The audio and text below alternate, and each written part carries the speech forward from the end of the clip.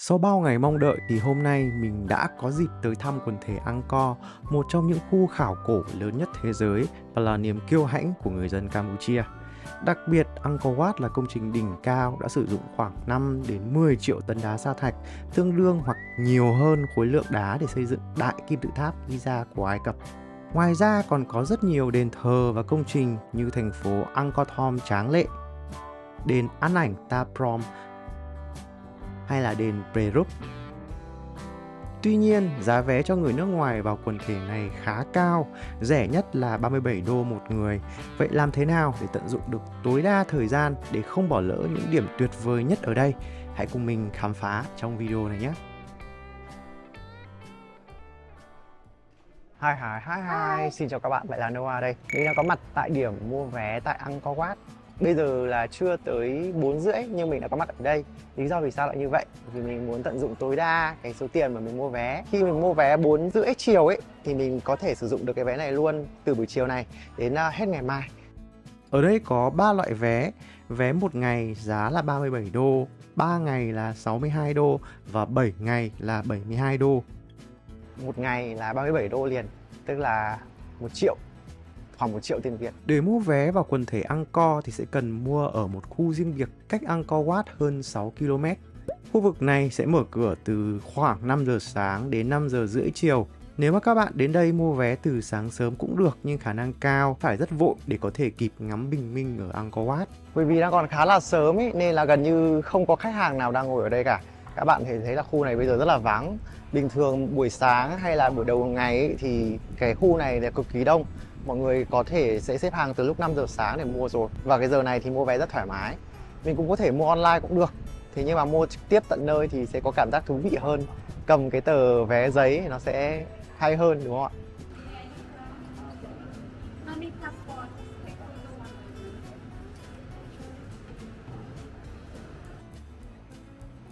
Thank you. Lưu ý là bạn chỉ có thể mua vé của Angkor Enterprise hoặc ở điểm bán vé trực tiếp này, hoặc là ở trang web chính thức của họ thôi, còn tất cả các nơi khác thì đều không được chấp nhận. Thank you. Đây chính là cái vé 1 ngày của mình, cũng khá là hay. Sau khi mua vé xong thì bây giờ mình đã có thể tham quan toàn bộ Angkor Wat. Đây chính là cái cách để mà tối ưu cái vé này đấy các bạn. Trước khi đi thăm thú các đền thì chúng ta hãy cùng tìm hiểu một chút về lịch sử của quần thể Angkor này để hiểu hơn về thế giới quan của người Khmer ngày xưa nhé. Quần thể Angkor được xây dựng dưới thời đế quốc Khmer. Các cái đền thờ và công trình này mang màu sắc tôn giáo mà mỗi một cái giai đoạn của đế quốc Khmer lại có cái sự khác biệt. Sự thú vị chính là cái việc thay đổi quốc giáo trong từng thời kỳ. Ở đây có sự chuyển đổi từ đạo Hindu, tức là Ấn Độ giáo, sang Phật giáo Đại Thừa, rồi lại quay trở lại Hindu một thời gian, rồi tới Phật giáo Nguyên Thủy Theravada cho tới tận ngày nay. Bây giờ thì mình sẽ đi ngắm hoàng hôn ở đền Phnom Bakheng. Trộm vía là bây giờ thì trời lại hửng nắng, nó không bị mưa như buổi trưa. Thời tiết ở đây là mặc dù là mùa mưa nhưng mà không phải lúc nào cũng mưa cả. Thế nên là hy vọng là mình có thể ngắm hoàng hôn được. Bây giờ thì cái đoàn người mà vào xếp hàng mua vé bắt đầu nhiều này. Mọi người không muốn chờ ấy, nên là sát nút mọi người sẽ đến mua đây. Có rất là nhiều điểm để ngắm hoàng hôn, nhưng từ cái khu vực bán vé này, tiện nhất chính là Phnom Bakheng. Khoảng cách từ đây đến Phnom Bakheng là khoảng hơn 8 km.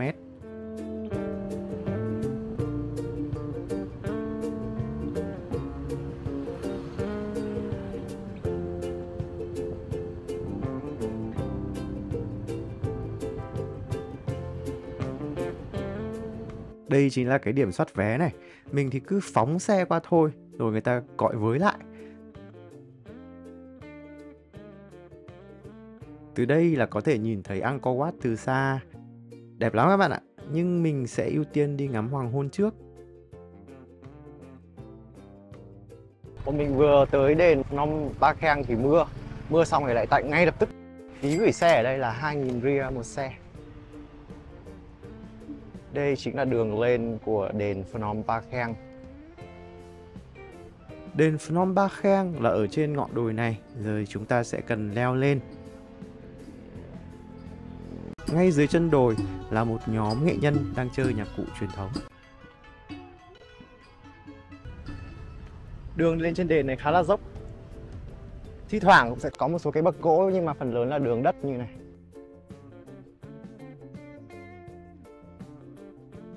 Ở điểm dừng chân đầu tiên, chúng ta thấy đây là đền Bắc Say Tham Krong. Trong ánh nắng chiều thì cái ngôi đền này khá lung linh. Đây là một ngôi đền Hindu và nó có nghĩa là chim che chở dưới cánh. Theo truyền thuyết, tên này xuất phát từ một cái câu chuyện về một cái vị hoàng tử cố gắng chạy trốn khỏi kẻ thù trong một cái cuộc bao vây, và một chú chim lớn đã hạ cánh và che chở cho ông dưới đôi cánh của nó. Sau này thì hoàng tử đã trở thành vua.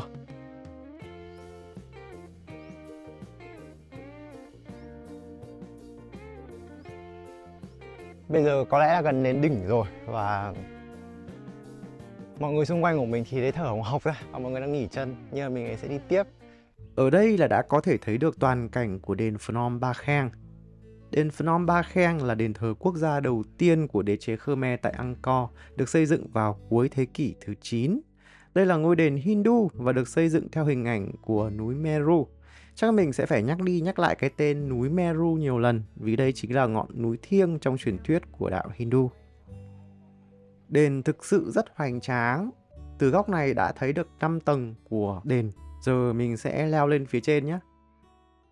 Đền Phnom Ba Kheng được tạo nên từ các cái khối sa thạch lớn, đá ong và cả gạch. Trong đó một phần đền được xây dựng trên núi đá tự nhiên. Các cái bậc thang dẫn lên trên đền cũng được xây dựng theo cái địa hình tự nhiên của cái ngọn đồi, tạo nên một cái con đường khá dốc và thử thách. Wow, sau một hồi thì bây giờ mình cũng đã lên tới đỉnh. Đúng là những nơi nào mà đẹp thì sẽ rất là đông người tới.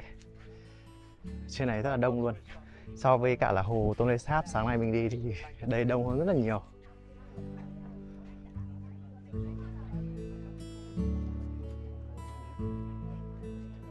Đã có một cái lượng lớn khách du lịch ngồi chờ ngắm hoàng hôn ở đây rồi. Bây giờ thì mình sẽ lòng vòng xung quanh xem sao.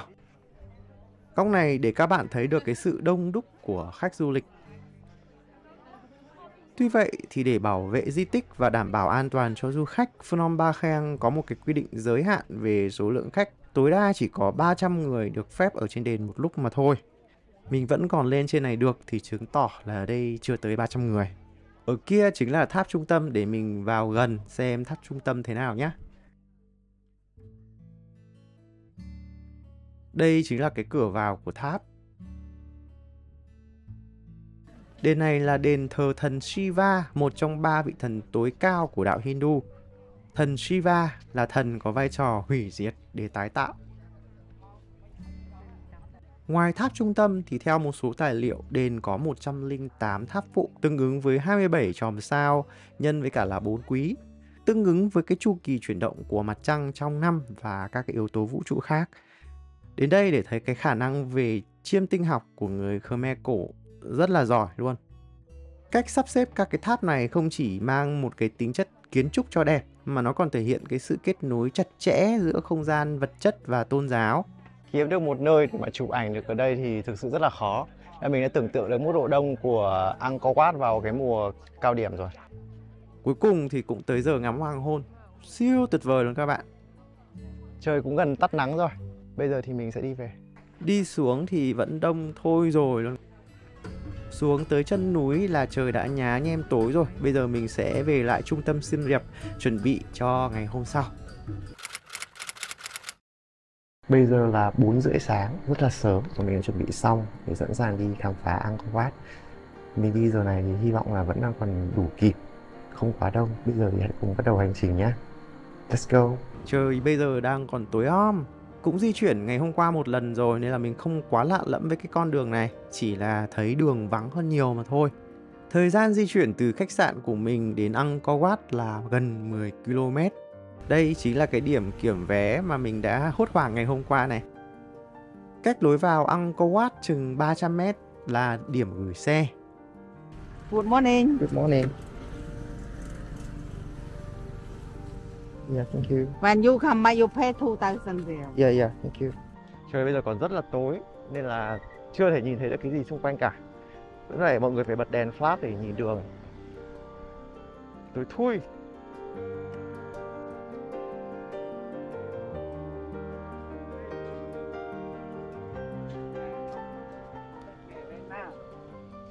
Yeah. Hello. Ticket. If you got the tour guide, you will get a good spot for sunrise, history and culture. Khi đi vào thì sẽ có một số người hỏi là có thuê hướng dẫn viên không, nhưng mà mình muốn tự đi nên là từ chối. Thật sự là không có đèn flash là không thể đi được.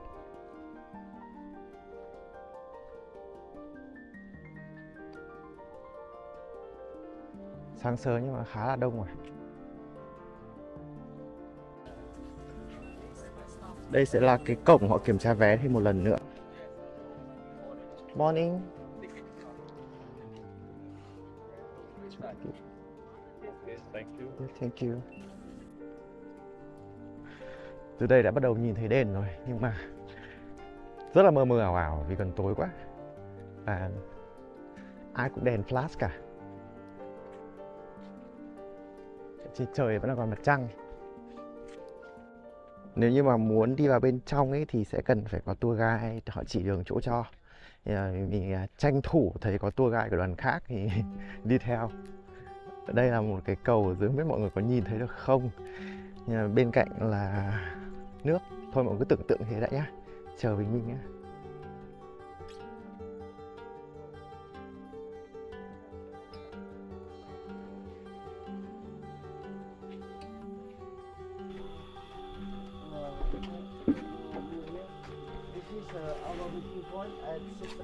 Thông thường thì mọi người sẽ đi vào cái đường chính kia rất là đông.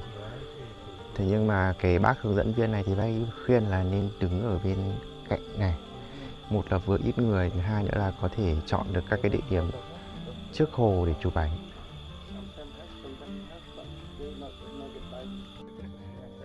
Bây giờ là mặt trời đang ló dần lên trên khỏi tháp. Trời sáng lên rất là nhanh. Đây thường là mọi người sẽ đi cái đường chính này, đi thẳng vào trong phía của đền. Hôm nay thì trời hơi nhiều mây nên là không biết có nhìn rõ được mặt trời với bình minh không. Hy vọng là sẽ có. Vào ngày Xuân Vân là vào tháng 3 hoặc là vào ngày Thu Phân thường là vào tháng 9 thì mặt trời sẽ ở chính giữa cái đỉnh của Angkor Wat. Đây là cái cách tính toán của người Khmer. Hôm nay thì cũng là tháng 9, không biết là mình có nhìn thấy mặt trời không, bởi vì hôm nay thì hơi bị nhiều mây quá. Với ngày Thu Phân và Xuân Phân thì ngày và đêm có độ dài bằng nhau. Và đây cũng thể hiện cái sự tính toán rất là chi tiết của người Khmer. Càng nghiên cứu thì mọi người càng cảm thấy khâm phục về cái khả năng tính toán chiêm tinh học của người cổ. Khách đang thả flycam để quay, nhưng mà hình như ở đây bị cấm mà vẫn có người vẫn thả. Đúng như dự đoán của mình thì ở đây không được phép thả flycam và đang có bảo vệ nhắc người ta không được thả flycam nữa. Ở khu bên ngoài này thì còn rất là vắng. Thật ra không phải là còn mà là mọi người đi hết vào trong rồi. Thật ra thì mình cũng sẽ không lợi dụng tour guide của người khác đâu, vì mình đâu có trả tiền đâu, nên là mình sẽ nghe lỏm được thì mình tận dụng thông tin thôi. Bây giờ thì mình sẽ đi ra chỗ khác vậy. Ở ngay phía trước đền thì sẽ có hai khu vực hồ. Đây mọi người sẽ nhìn thấy đây là hồ bên tay phải này. Và mọi người thì ở đây rất là đông, rất đông luôn. Còn đây là hồ bên tay trái. Cái hồ ở phía bên tay trái này thì thật ra là cái nơi mà ngắm hoàng hôn đẹp nhất. Tuy nhiên thì bây giờ hiện giờ họ đang rào lại để xây dựng, cho nên là mọi người cũng sẽ không ngắm được ở đây. Những ngày nào mà nắng đẹp ý, thì mặt trời sẽ phản ánh nắng xuống dưới mặt hồ này và mọi người có thể chụp ảnh khá là đẹp.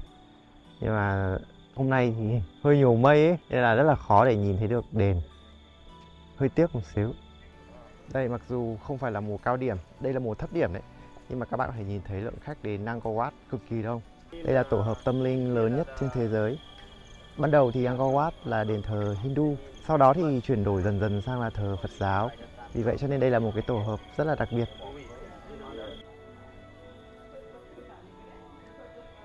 Bây giờ thì mình sẽ bước vào bên trong khu tổ hợp chính. Angkor Wat mà nhìn tổng thể thì đã thấy là hoành tráng rồi, còn khi lại gần thì từng chi tiết cũng vô cùng sắc sảo. Đây chính là Apsara, một cái hình tượng nữ thần trong văn hóa Hindu, thường được mô tả là những thiên nữ xinh đẹp và tài năng. có hàng ngàn điêu khắc như thế này và điểm lý thú là các cái khuôn mặt, tư thế và mái tóc ở đây rất là khác nhau luôn.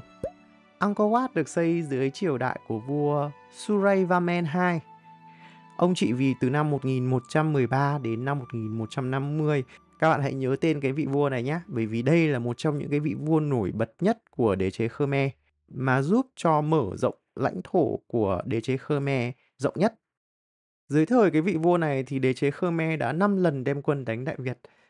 Ông xây dựng cái ngôi đền Angkor Wat này như là một cái nơi thờ cúng dành cho thần Vishnu của đạo Hindu, một trong 3 vị thần tối cao với vai trò là bảo tồn và duy trì.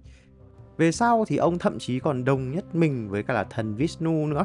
Điều này được thể hiện qua những cái bức phù điêu. Trên cái cột này là có khắc chữ mô tả về cái lý do là vì sao mà họ chuyển đổi từ đạo Hindu sang Phật giáo. Đây chính là trung tâm của ngôi đền. Hai bạn này đang làm lưu niệm ở cái trung tâm của cái đền. Nếu mà các bạn đặt la bàn ở đây, các bạn sẽ thấy là các hướng Đông, Tây, Nam, Bắc hoàn toàn trùng với 4 hướng của ngôi đền. 90 degree plus 90 degree plus 90 degree. But that four direction is still in the end of zero. So now I go into 90 from the west. Yes. You see? The end of the red line. It was zero. Right. So plus 90, 180. Yeah. That is. So 270.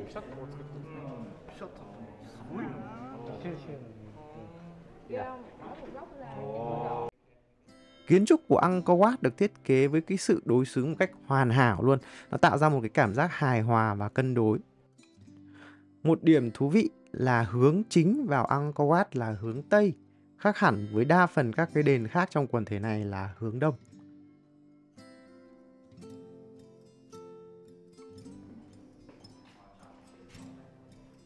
Bức tượng này thì bị mất đầu và có cả vết đạn bắn. Cái lý do mà có vết đạn ở đây ấy, là do giao tranh giữa Khmer Đỏ và quân đội đối lập. Có một cái giai đoạn là Khmer Đỏ đã đóng quân ở đây. Đây là góc cận cảnh của các cái tháp. Nếu mà mình không nhìn lầm thì ở trên kia có vẻ như họ có gắn một cái cột. Chắc phải thu lôi chăng?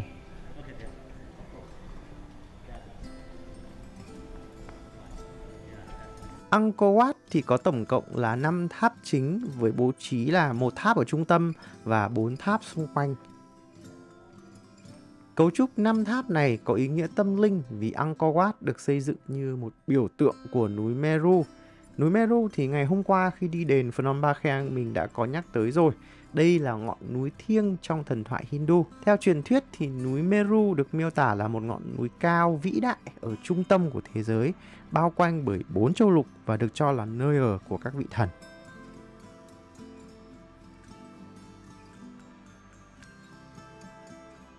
Bây giờ mình sẽ di chuyển để lên trên cái đỉnh tháp ở kia. Để có thể lên được trên cái tháp trên cao trung tâm này thì chúng ta sẽ cần xếp hàng. Đây, các bạn có thể nhìn thấy là mọi người đã xếp hàng rất là đông rồi. Khi lên tháp này thì chúng ta cần phải chú ý một số quy tắc, ví dụ như là cần cởi mũ này. Các bậc lên trên tháp khá là dốc. Đây là cái bậc mà người ta dựng lên sau này, chứ ban đầu thì bậc của cái đền rất là hẹp luôn. Sau một hồi nặng nhọc leo rồi mình đã có mặt ở trên đỉnh.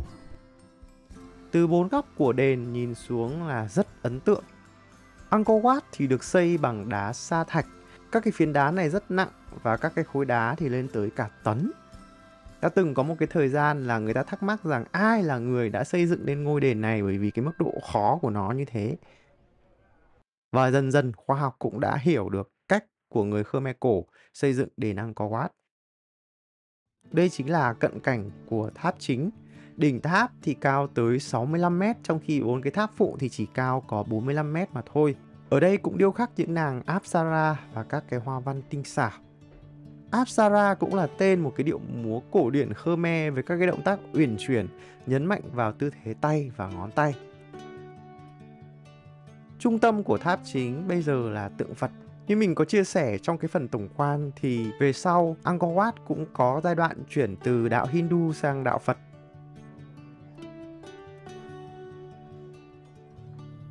Ở góc này đang được phục dựng lại. Angkor Wat là ngôi đền được bảo tồn tốt nhất trong quần thể Angkor. Đặc biệt là từ sau năm 1992 khi mà Angkor Wat đã được công nhận là di sản thế giới của UNESCO ấy, thì rất là nhiều cái dự án bảo tồn quy mô lớn đã được triển khai. Trên tay của tượng Phật có các cái vòng hoa nhài nhỏ như thế này là để thể hiện lòng tôn kính.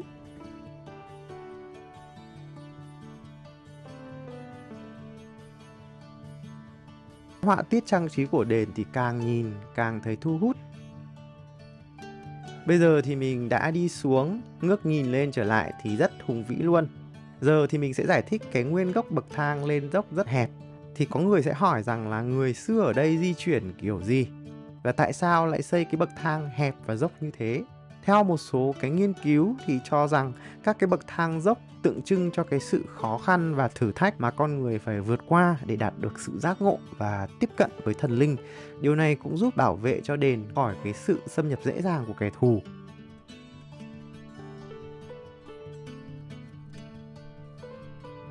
Đây là cái tượng thần rắn Naga 5 đầu bảo vệ cho Đức Phật. Tuy nhiên thì phần đầu của cả tượng lẫn thần rắn Naga thì đều đã bị mất. Riêng cái bức tượng này thì mình nhìn thấy một cái góc kim loại. Không biết là cái móc kim loại này là sau này hay là đã có từ xưa và tác dụng để làm gì. Ồ, đây lại là các cái pho tượng bị mất đầu. Nguyên nhân lớn nhất khiến các cái pho tượng này bị mất đầu như thế này là do nạn trộm cổ vật để bán cho các cái nhà sưu tầm quốc tế. Nên bây giờ có rất là nhiều bảo tàng trên thế giới có đầu của cái pho tượng này. Bên cạnh đó thì nó còn có một cái nguyên nhân nữa, đó chính là phá hoại có chủ đích. Như là ngày xưa trong cái thời kỳ chuyển giao giữa Hindu với Phật giáo chẳng hạn, hay là cái thời kỳ mà Khmer Đỏ ở đây thì cũng có những cái phá hoại có chủ đích như thế. Mọi người đi qua thì sẽ chạm vào chân của Phật, cho nên là mọi người sẽ thấy rằng là các cái phần này là nó đã có màu khác đi rồi. Tương tự như thế với cả là bức tượng Phật này.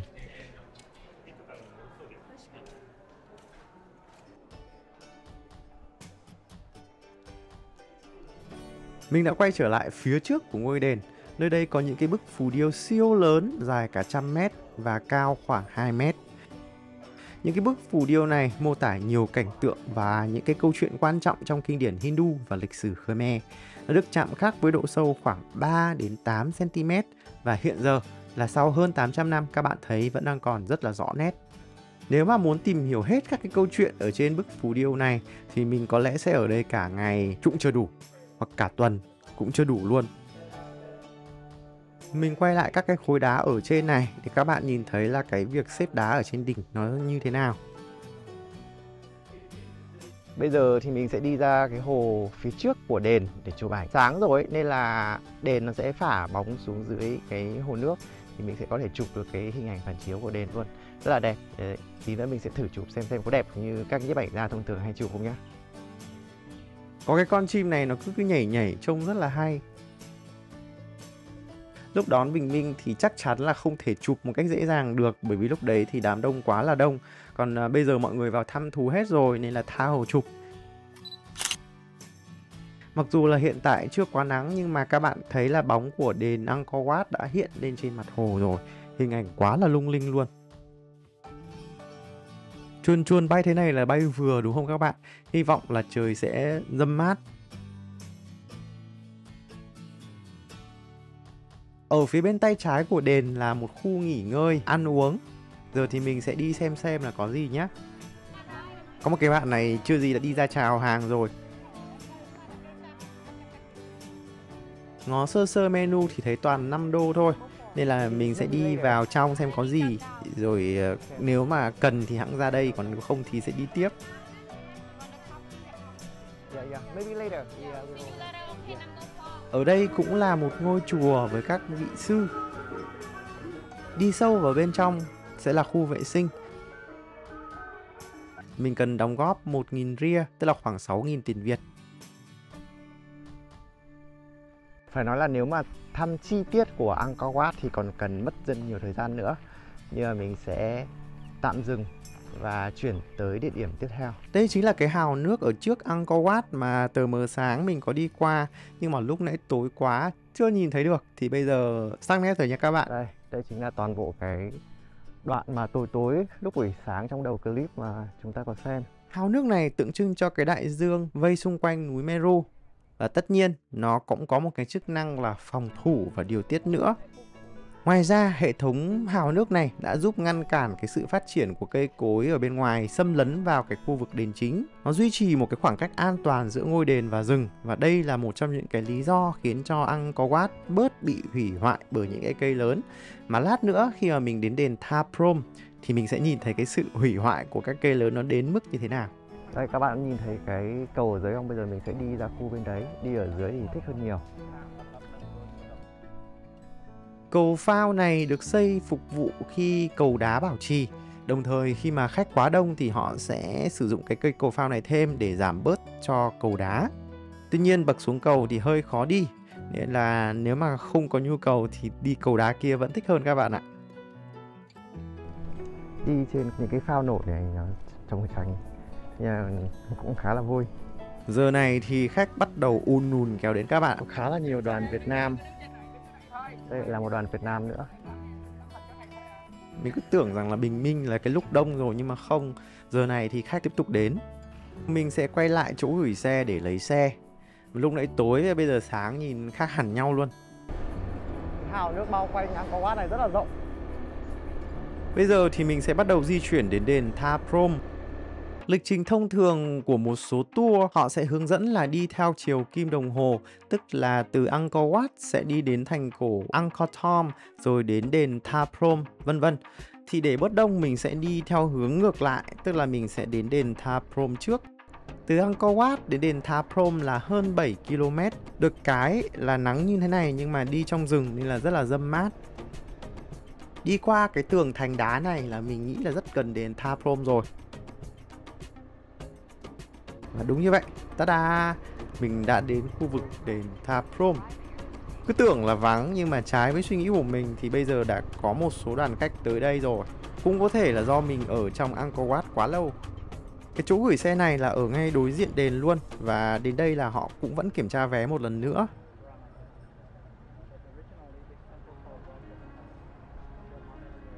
Bây giờ mình đã có mặt tại đền Tháp Prom. Đền này khá là nổi tiếng bởi vì trước đây có một bộ phim là Tomb Raider với Angelina Jolie đã từng đóng ở đây. Bây giờ mình cùng khám phá đền này có gì nhé. Trước khi bước vào đền là một cái bậc khá là cao, tầm ngang với cả là tường vào đền. Chưa gì thì mình đã nhìn thấy một cái màu xanh mướt của cây cối rồi.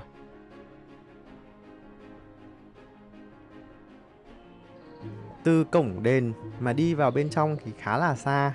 Nhưng may mà cũng có cái cây này nên là bớt nắng, chứ nếu không thì cũng ngại đấy.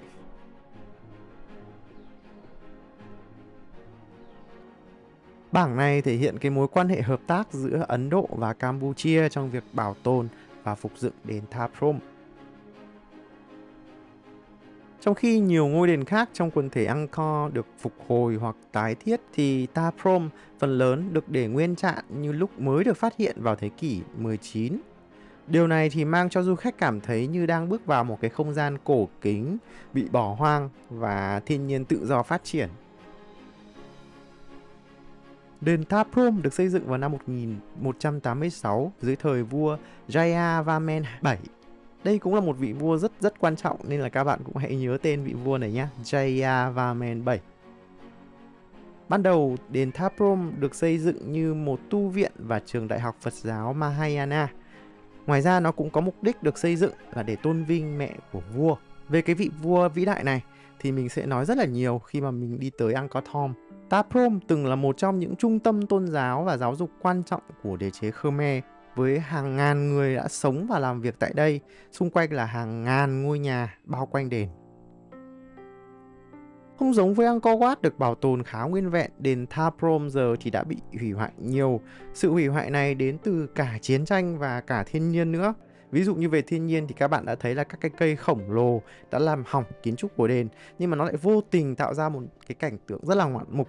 Đây, các bạn có thể thấy là cây mọc xuyên qua nền đá của đền luôn. Thậm chí là có cái cây lớn còn xuyên qua phía nóc của đền nữa.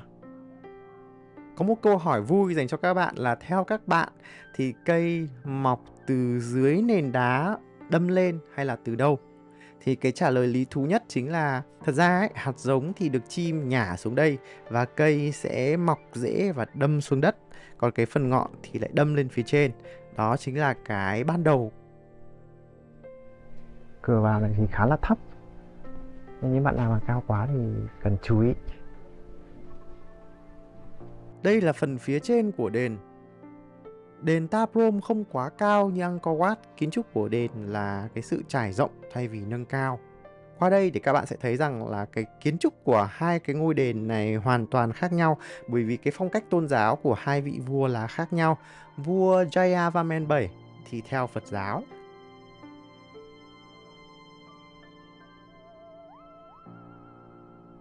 Và tới đây thì các bạn đã biết là vì sao cái ngôi đền này ăn ảnh đến mức như thế nào rồi chứ. Cây cối ở đây tạo nên một cái sự hài hòa đến bất ngờ giữa thiên nhiên và con người. Tuy nhiên, điều đó đồng nghĩa với việc là cũng không dễ để các bạn chụp được một kiểu ảnh riêng đâu. Bởi vì khách ai họ cũng muốn chụp ở góc này, ai cũng muốn chụp ở góc kia. Mà khách mà đâu một cái thôi là cũng khỏi chụp. Thế nhưng mà mình vẫn chụp được một vài kiểu. Ở ngôi đền này có thể thấy rõ hơn được cái cách xếp đá của người Khmer xưa. Đừng vội đánh giá cái ngôi đền này chỉ là cái ngôi đền bình dân thôi nhá. Theo các cái bia cổ thì ngôi đền này trước đây từng có rất nhiều kim cương, đá quý, các cái tượng vật bằng vàng và là rất nhiều vật phẩm quý giá. Tuy nhiên, sau khi đế chế Khmer suy tàn thì chắc chắn những cái tên cướp đã không bỏ qua cho ngôi đền này.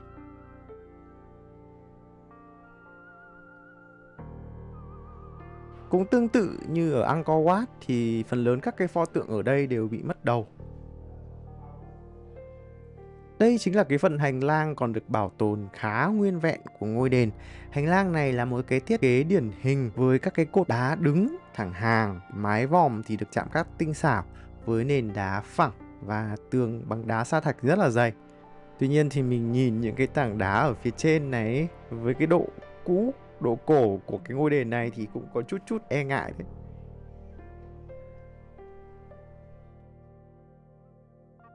Wow, ở đây có một cái chú bướm này. Đền này thực sự rất là thiên nhiên luôn. Ở đây thì mình có cảm giác là ẩm ướt hơn so với cả đền Angkor Wat nhiều. Cũng có thể vì thế mà cây cối ở đây dễ xâm lấn hơn chăng? Năm 2001 thì phim Tomb Raider khởi chiếu. Việt Nam mình thì dịch cái tựa là Kẻ cướp lăng mộ. Phim thì có Angelina Jolie đóng. Nhờ cái bộ phim này mà đã khiến cho Ta Prohm thêm phần nổi tiếng hơn hẳn. Bạn nào đã xem phim rồi thì có biết cái cảnh nào ấn tượng đã được quay ở đây không? Lá rơi này, cảnh đẹp này. Ai mà là tín đồ sống ảo thì khó mà dứt ra được ngôi đền này lắm, vì góc nào cũng đẹp, cũng cổ. Thậm chí khi mà mình đi thì mình thấy người ta còn đang hun khói để tạo ra cái cảnh đẹp để chụp ảnh nữa cơ. Về những cái cây thì có những cái cây lớn như cây này thì có tuổi đời lên tới 400 năm rồi. Các họa tiết ở đây cũng cực kỳ sắc nét luôn. Các cái hoa văn trang trí của đền rất là khác biệt. Có một số người còn nói cái chi tiết này chính là khủng long. Và nếu mà thực sự đây là khủng long thì câu hỏi rất lớn là tại sao thời xưa người ta lại biết đến sự tồn tại của khủng long? Có khi nào là người ngoài hành tinh xây không? Giờ là lúc cần đi ra rồi, mình sẽ đi theo bảng chỉ dẫn để đi tiếp. Sau khi đi một đoạn khá là xa thì mình cũng đã tìm thấy cổng ra.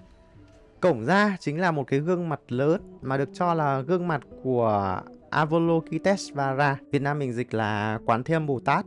Hoặc là cũng có thể dựa trên khuôn mặt của vua Jayavarman VII. Nói chung là bây giờ mọi người vẫn đang còn tranh cãi nhau rất là nhiều về cái giả thuyết này. Nhưng mà chúng ta sẽ nói nhiều hơn về các cái gương mặt lớn này khi mà chúng ta thăm đền Bayon vào chiều nay. Như vậy là sau một hồi thì mình đã đi sang cổng phía tây của đền Ta Prohm. Nếu mà muốn quay trở lại thì mình sẽ cần phải đi bộ ở bên ngoài.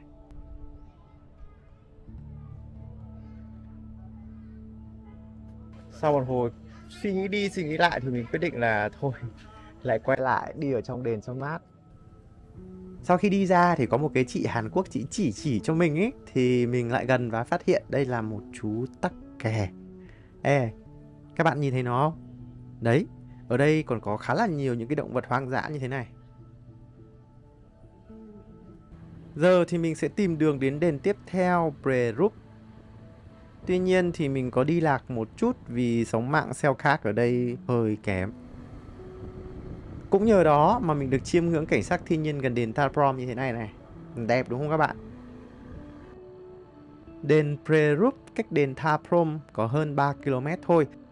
Thật ra ban đầu thì mình không chú ý đến đền này đâu, nhưng mà tiện thì đến thử xem sao.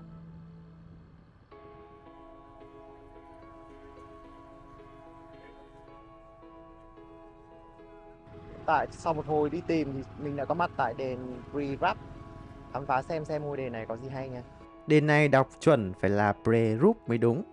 Prerup có nghĩa là đền biến hình hay là đền thay đổi hình dạng. Trước tiên, Prerup là ngôi đền của đạo Hindu nhé. Ngôi đền này cổ xưa hơn cả là Angkor Wat, được xây vào năm 961 hoặc là 962, thờ thần Shiva. Và vật liệu chính thì có cái sự khác biệt. Nếu như mà ở Angkor Wat là đá sa thạch thì ở ngôi đền này là gạch nung đặc biệt của người Khmer. Đây là các cái tháp phía dưới, hơn 1.000 năm rồi, hơn 1.000 năm rồi nha các bạn. Nhưng mà gạch của cái người Khmer cổ ấy vẫn có cái độ bền rất là cao, cho thấy cái trình độ kỹ thuật của họ ngày xưa là thực sự rất đáng kinh ngạc. Wow, đúng là không ân hận khi mà mình đã quyết định đến cái ngôi đền này. Siêu đẹp luôn ấy, nhìn cứ như kiểu là kim tự tháp ấy. Các cái bậc thang ở đây thì dốc đứng nên là khá khó leo. Sau một hồi hì hục thì mình cũng leo được lên trên đỉnh.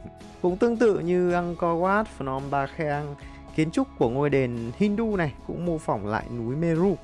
Tuy nhiên, điểm khác biệt chính là cái kiến trúc kim tự tháp 3 tầng rất độc đáo và ấn tượng. Ngôi đền này cũng rất là hoành tráng, nhưng mà không hiểu sao lại không quá là nhiều người biết đến ngôi đền này.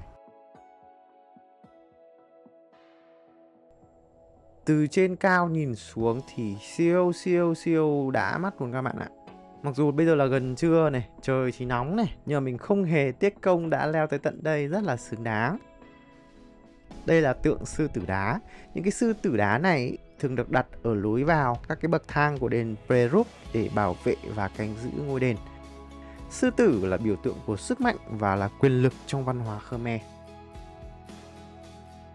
Có rất là nhiều giả thuyết rằng ngôi đền này chính là liên quan đến cái nghi thức hỏa táng của người Khmer cổ. Lúc nãy thì mình đã nói về cái tên của đền Prerup là đền biến hình hay là đền thay đổi hình dạng rồi đúng không? Biến hình tức là tượng trưng cho cái sự chuyển đổi từ trạng thái sống sang chết, hay là cái sự chuyển tiếp giữa các cái giai đoạn của cuộc sống. Cũng vì là buổi trưa nên là khách rất vắng. Đền này thì sẽ nổi tiếng với ngắm hoàng hôn và bình minh hơn. Và vì thế cho nên là mình đã tha hồ chụp với rất nhiều bức ảnh mà không dính người nào. Bây giờ thì mình đã ở phía dưới rồi. Từ đây thì chúng ta thấy rõ hơn về cách xây dựng ngôi đền này. Các cái viên gạch thì được xếp chồng lên nhau một cách khéo léo, tạo nên một cái cấu trúc vững chắc. Và quan trọng nhất là không cần chất kết dính. Ví dụ như vữa chẳng hạn là không có. Cấu trúc của đền thì còn tương đối là nguyên vẹn, nên nếu như các bạn nào mà có dịp đi quần thể Angkor thì nhớ đừng bỏ qua ngôi đền này nhá. Đừng bỏ qua ngôi đền này vì siêu đẹp luôn, và mình rất là ngạc nhiên là không có quá là nhiều người biết về cái ngôi đền này. Điểm đến tiếp theo sẽ là ngôi đền ở trên nước. Đây là đền Nek Pwan. Cái đền này thì cách đền Prerup hơn 6 km cơ. Để vào trong đền thì chúng ta cần đi qua một cây cầu khá là dài. Đền sẽ nằm trong một cái hòn đảo nhân tạo ở giữa hồ lớn. Cái hồ lớn này có tên là Jaitataka và họ trồng rất là nhiều sen ở đây. Cái cây cầu này làm bằng gỗ trên cái trụ bê tông nên là rất là chắc chắn. Hồ này là điểm ngắm bình minh rất lý tưởng, bởi vì dưới cái ánh sáng sớm chiếu qua cái làn sương trên mặt hồ thì siêu lung linh luôn. Nếu các bạn nào đi dài ngày hơn thì có thể chọn ngắm bình minh ở cái đền này. Bây giờ thì đi thẳng sẽ vào đền, còn rẽ trái thì sẽ ra đê cổ.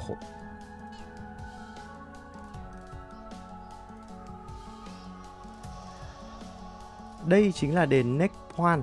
Cái tên Nek Pwan có thể được dịch là rắn cuộn hoặc là rắn cuốn quanh. Cái tên này thì liên quan đến hình ảnh của rắn thần Naga trong truyền thuyết. Ngôi đền cũng được cho là biểu tượng của Anavatapa. một hồ thiêng trong thần thoại của Hindu. Có 4 dòng sông chảy vào đó và đại diện cho cái sự chữa lành và thanh lọc. Vì ngôi đền này cũng không quá lớn nên là giờ mình lại tìm đường đi ra. Bây giờ thì mình sẽ về ăn trưa và trên đường thì sẽ lướt qua Angkor Thom. Chúng ta đang chuẩn bị đi qua cổng phía bắc của Angkor Thom. Angkor Thom có 5 cổng tất cả. Ngoài Đông Tây Nam Bắc ra thì còn có thêm một cái cổng nữa tên là cổng Chiến Thắng. Đây, bạn có thấy cái sự quen thuộc trên cái cổng này không? Đây là cái khuôn mặt đá khổng lồ mà như đã nói ở cổng đền Tháp Rome thì đây hoặc là về Quan Thế Âm Bồ Tát hoặc chính là khuôn mặt vua Jayavarman VII. Cổng ở đây thì lớn hơn cổng ở Tháp Rome nhiều. Đây là một vài đoạn tường còn sót lại này. Angkor Thom nghĩa là thành phố vĩ đại, là kinh đô rộng lớn của đế chế Khmer dưới thời vua Jayavarman VII, chính là cái vị vua lúc nãy đã xây dựng nên đền Tháp Rome và Nekhwan đó. Angkor Thom thì được khởi công vào năm 1181 khi vua Jayavarman VII lên ngôi. Vị vua này chính là cái vị vua theo Phật giáo đầu tiên so với các vị vua trước theo đạo Hindu. Và ông vua này là ông vua sống rất thọ, có một cái tài liệu ghi chép lại là ông sống tới tận 93 tuổi. Với cái sự trường thọ của ông, đồng thời ông được coi là một cái vị vua anh minh, có tầm nhìn về khả năng quân sự và ngoại giao xuất sắc, cho nên là đế chế Khmer thời của ông cũng phát triển rất là rực rỡ. Khi mà ông lên ngôi thì ông đã hơn 50 tuổi rồi, khá là lớn tuổi rồi. Có một cái ví von nổi tiếng rằng là vua Jayavarman VII coi Angkor Thom như là vợ của mình. Điều này thể hiện cái sự gắn bó và tình yêu sâu sắc của ông đối với thành phố mà ông đã xây dựng và phát triển. Trung tâm của Angkor Thom chính là đền Bayon. Tuy nhiên thì bây giờ khá là trễ rồi nên mình phải lấp đầy cái bụng đã. Bây giờ mình sẽ chỉ đi qua thôi chứ không ghé vào đền. Chiều nay thì mình sẽ quay lại sau vậy. Đền Bayon đặc trưng đến nỗi thì có hẳn một cái phong cách kiến trúc Bayon ra đời. Từ ngoài nhìn vào là các bạn có thể thấy được khuôn mặt cười rồi. Phải công nhận là đền Bayon nói riêng và Angkor Thom thì thực sự quá là hoành tráng luôn. Nhưng mà cũng có người nói rằng chính bởi vì dồn quá nhiều sức lực của cải để xây dựng các cái đền tháp này mà phần nào đã làm suy yếu cái đế chế Khmer. Mình sẽ ra khỏi Angkor Thom bằng cổng phía nam.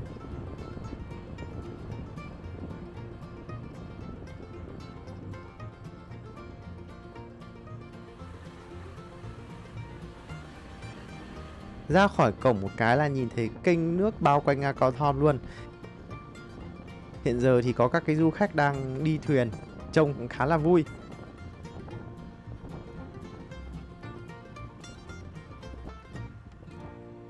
A few moments later. Sau một hồi vật lộn thì bây giờ tầm khoảng gần 1 giờ mình mới tìm được quán ăn. Mình quay trở lại trong thị trấn để ăn cho nó rẻ và ngon.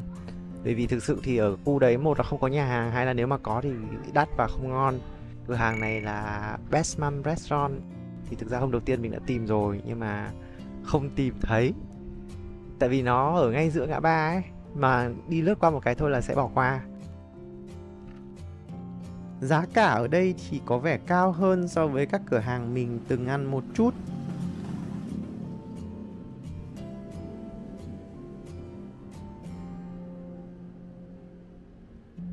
Bọn mình gọi được bò lúc lắc khá là ổn. Còn đây là món yêu thích của mình, cơm thịt bằm. Nói chung là ngon. Ăn xong thì mình tráng miệng bằng cái món chè này. Thú vị là ở đây họ ăn chè nóng nhá, và họ không thêm đá đâu. Ô, mình ăn hết à? Dưa hấu thì là của nhà hàng tặng thêm, nhưng mà em bé này muốn ăn ấy nên là mình để bé ăn say sưa luôn. Mình cũng kịp về khách sạn chợp mắt một lúc trước khi quay trở lại đền Bayon.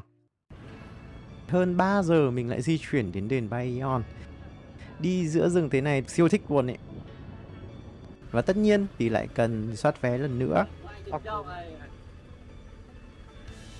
Rất là nhanh thôi, vì quen đường rồi mà. Mình đã quay trở lại cổng phía nam. Đằng sau mình chính là cổng thành phía nam của thành cổ Angkor Thom. Bây giờ thì mình sẽ quay chi tiết cho các bạn về cổng phía nam của Angkor Thom nhé. Hai bên là các tượng thần và quỷ đang kéo rắn Naga. Bên trái là thần, bên phải là quỷ. Điều này dựa trên câu chuyện trong đạo Hindu thể hiện sự đối lập và cân bằng giữa thiện và ác trong vũ trụ. Bạn có thể đọc thêm về cái câu chuyện này bởi vì nó khá là dài. Ê, ở đây có một con khỉ này. Mọi người đạp xe ở khu vực Angkor Thom rất là nhiều nhé. Nãy giờ thì mình toàn thấy cái đoàn đạp xe như thế này đi lướt qua thôi. Thonleom Gate, cổng phía nam là cổng được bảo tồn tốt nhất. Và ở đây có các cái tượng đá to hơn là cái cổng phía bắc lúc nãy. Càng nhìn càng đẹp luôn. Từ cổng phía nam này đi không quá xa về hướng trung tâm là chúng ta sẽ tới với cả đền Bayon lúc nãy.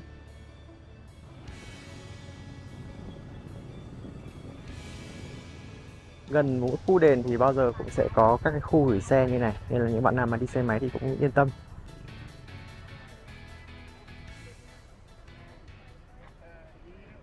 Gần 4 giờ chiều và mình đã có mặt tại đền Bayon, ngôi đền nổi tiếng với những khuôn mặt cười. Như các bạn nhìn thấy là có sấm chớp rồi, nhưng mà mình hy vọng rằng là sẽ chưa mưa vội để mình khám phá xong ngôi đền này đã.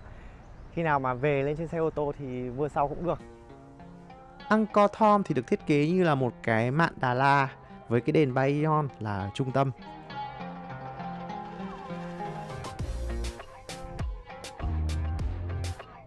Giờ thì mình sẽ đi dần vào bên trong nhé. Trên các cái cột của đền thì có chạm khắc những cái hình ảnh rất là đa dạng. Đền được coi là báo chí cổ xưa vì ghi lại cuộc sống hàng ngày của người dân qua những cái bức phù điêu này. Đây chính là cái gương mặt đầu tiên mà mình nhìn thấy. Và sau đó thì có nhiều khuôn mặt cười hơn. Theo một số tài liệu thì đền Bayon ban đầu có 54 tháp với 216 khuôn mặt cười, tức là mỗi tháp có 4 gương mặt. Các khuôn mặt nhìn ra 4 hướng, tượng trưng cho cái sự toàn năng. Biểu cảm của các gương mặt này thì rất là nhẹ nhàng và huyền bí, tạo ra một cái cảm giác là vừa thanh bình nhưng mà lại vẫn uy nghiêm. Phong cách của Bayon mang đậm màu sắc của vị vua Jayavarman VII luôn, một vị vua vĩ đại. Ở đây có vị sư bước ra từ đền này.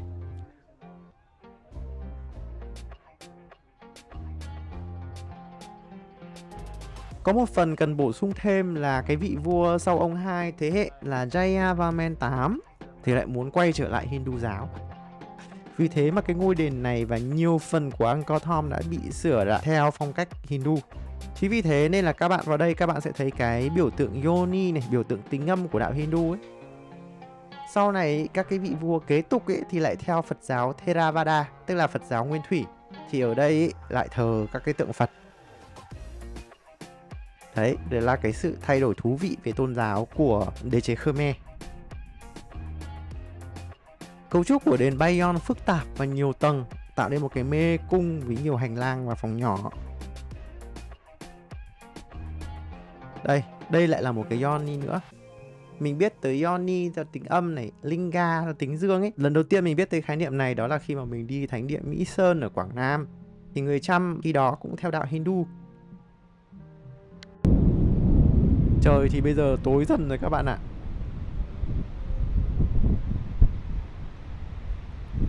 Theo cái lộ trình chuẩn mà mình có thể nhìn thấy ở đây đó là mình sẽ đi vào ở cổng phía đông và ra ở cổng phía bắc. Thật ra thì mưa cũng may bởi vì là mấy khi mà đền Bayon lại vắng người như thế này đâu. Nên là cảm giác cũng vui.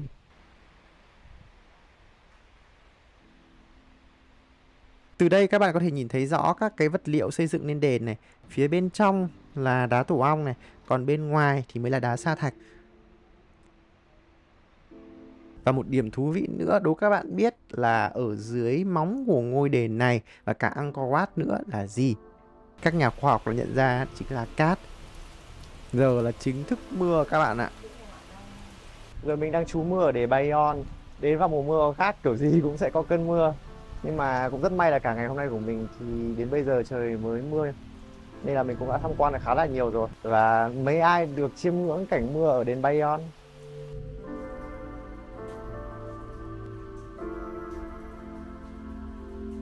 Qua cái cơn mưa thì cũng có thể thấy được cái cách người Khmer xưa đã xây dựng cái hệ thống thoát nước như thế nào. Mưa thế này mà không đi được tới các ngôi đền khác thì cũng có một cái ý nghĩa khá là hay. Bởi vì như ngày hôm qua là mình đến ngôi đền Phnom Ba Khang đầu tiên, là cái ngôi đền quốc gia đầu tiên của đế chế Khmer. Thì bây giờ mình có thể nói đó là công trình vĩ đại cuối cùng trong thời kỳ vàng của Angkor. Bởi vì sau đó gần như không có công trình vĩ đại nào như thế này nữa và đế chế Khmer thì dần suy yếu. Năm 1431 thì quân đội Ayutthaya, tức là Thái Lan ngày nay, đã xâm chiếm toàn bộ Angkor Thom, đã buộc người Khmer phải rời đô về Phnom Penh. Trời vẫn mưa và mình quyết định là sẽ đi về, bởi vì nếu mà cứ ở đây thì không biết là bao giờ mới về được. Tuy thế thì những người khác họ vẫn vào, bất chấp trời mưa. Giờ mình lại quay trở lại cổng phía nam và hành trình của mình ở Angkor Wat cũng xin phép được khép lại tại đây.